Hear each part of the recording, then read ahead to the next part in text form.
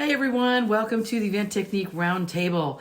In thinking of a few things today and hearing, of course, from clients, I'm trying to figure out different ways that I can help you guys get a little more information, feel a little more confident about what you're doing and how you're actually interacting with your clients. So this is something that's pretty important. First thing, in dealing with this situation, which is absolutely unprecedented, I don't know in my fair number of years I've ever seen anything like this before. So it's one of those things that you just kind of step back and go, holy smokes, my business is in shambles. My clients are upset. What are we going to do now? Okay. The first thing, number one thing, is communicate with them. The last thing you want to do is just dive into a hole and just disappear. Okay. You need to keep in touch with them. If you can FaceTime them, that's awesome. If you have a Zoom account or GoToMeeting, or you can get into Google Hangouts, which I think is free. Just make sure you contact those people and you really stay in touch. You're the professional, you're the stabilizing factor, while all of their plans for their nonprofit event or their wedding or whatever it is have now just completely disintegrated, okay? So they're going to keep turning to you, so you can't disappear. You have to stay and be right in front of them, not every day, but at least every other day. Just tell them you're working on stuff and you're confident that this is not going to take forever. And sometimes just seeing another face is a really good thing. It's different than being on the phone. And it's just really great to be in touch with them, okay? It's very reassuring. Your clients are going to actually expect that from you. So if you evaporate during this time, not a cool thing. That's a super weasel move. Don't do that, okay? Second thing is be professional. Without a doubt, be professional.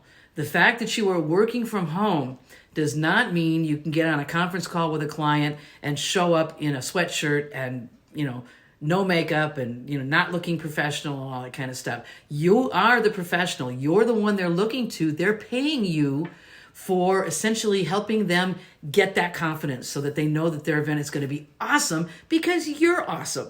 So don't fall down on the job, if you will, and just kind of dress like a scrub and not pay attention.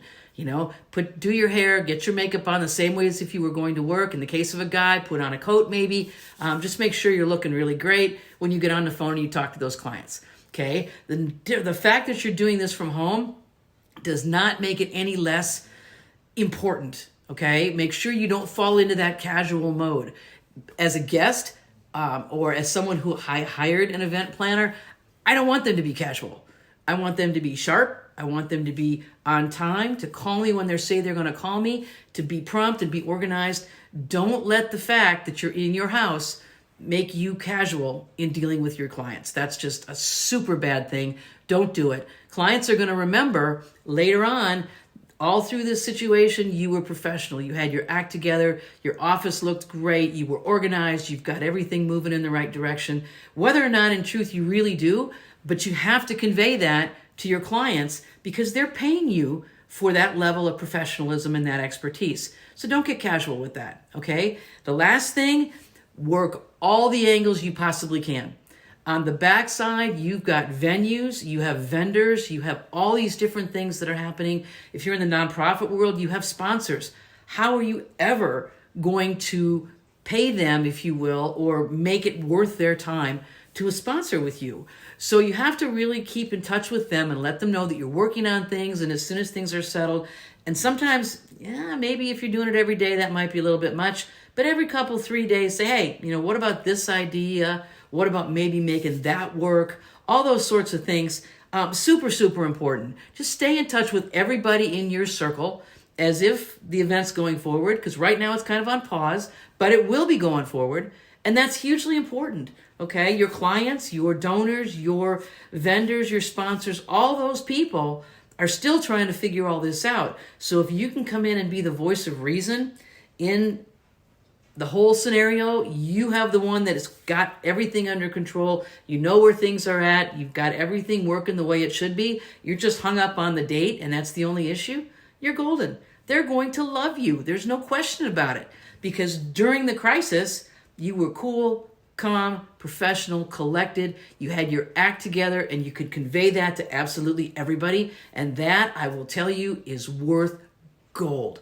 That is absolutely the most awesome thing. So tonight, real quick, 3 tips. Number 1, communication. Make sure you do that. The tendency is to dive into the hole and disappear. Don't do that. Your clients need you. They want to know that you're going to actually kind of hold their hand through this process and that it's all going to be okay. That's what they hired you for. Secondly, professional.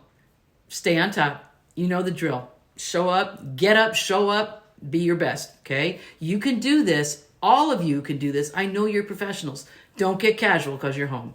And lastly, work every angle you can. In the long run, people are going to appreciate the fact that you stayed in touch with them and you kept saying, hey, I know this is a crisis and you're in a bad situation. Everybody's in a bad situation. How can we work together and make this happen?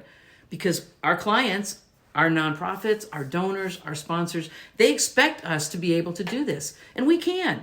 So we need to stay focused and deliver. That's today's 30, maybe 45-minute second tip to get everything going today. So make sure that you execute all those things. If you know anybody who would be interested in the event technique roundtable on this road, you want to tell them about the planner book. The planner book is entirely free. Anybody that jumps into the event technique roundtable, I'm going to ship this to you. No shipping, no cost for the book, zero. So do that because it's a pretty neat little tool that kind of helps you get on top of everything, keeps everything organized when it seems like things are a little nuts right now. So anyway, on that note, have a great night. Settle yourself down, get up tomorrow, get dressed, get to work. Because just because you're home doesn't mean you're on vacation. Have a great one. We'll see ya. Good night.